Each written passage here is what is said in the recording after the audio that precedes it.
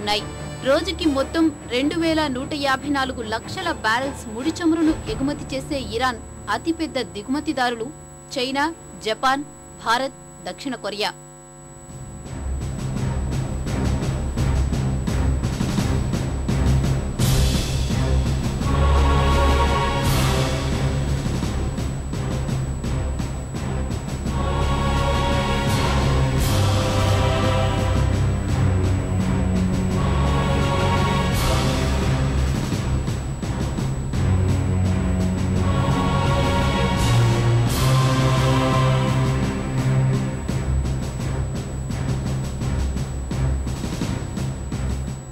వీరిలో అమెరికా ఒత్తిళ్ల వల్లే జపాన్, దక్షిణ కొరియా ఇరాన్ నుంచి చమురు కొనుగోళ్లు నిలిపివేశాయి.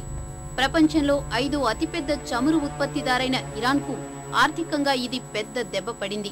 ఫలితంగానే ఇరాన్ కరెన్సీ విలువ 12% మేర పడిపోయింది. అదిగాక హార్ముజ్ జలసంధిపై ఆధిపత్యం కోసం బెహ్రెయిన్ కేంద్రంగా ఉన్న అమెరికా నౌకాదళం చుట్టూతా మోహరింపు ప్రారంభించింది. ఒకవేళ అమెరికన్ల ప్రయత్నాలే ఫలించి హర్ముజ్ చిక్కితే ఇరాన్కు కోలుకోలేని దెబ్బ తగులుతుంది. చైనా, భారత్లకు కూడా వారి ఎగుమతులు నిలిచిపోతాయి. ఆర్థిక దిగ్బంధనమవుతుంది. ఇవన్నీ గమనించి ఇరాన్ చావో రేవోకి సిద్ధమైంది. ఆర్థిక సంక్షోభం చుట్టుముట్టిన EU దేశాలకు చమురు ఎగుమతులు నిలిపివేసి అణుపాటవ ప్రదర్శనతో యుద్ధానికి సన్నాహాలు చేసుకుంటోంది.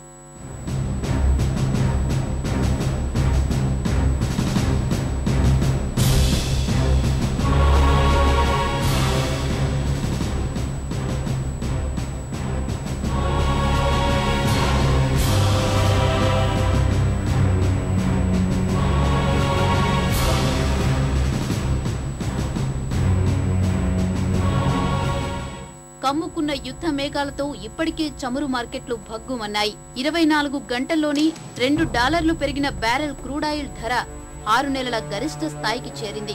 మరోవైపు చైనా, రష్యా వైఖరులతో ఏ దేశం ఎవరి పక్షం అనేది ఒక ఊహాచిత్రం వస్తోంది. రానున్న ఉపద్రవాన్ని అడ్డుకునేందుకు ఐరాస, అంతర్జాతీయ సమాజం ఏం చర్యలు చేపట్టనుందన్న దానిపైనే ఇప్పుడు అందరి దృష్టి. ఈ నేపథ్యంలోనే చర్చలకు సిద్ధమన్న నెజాద్ ప్రకటన ఎంతో ప్రాధాన్యాన్ని సంతరించుకుంది.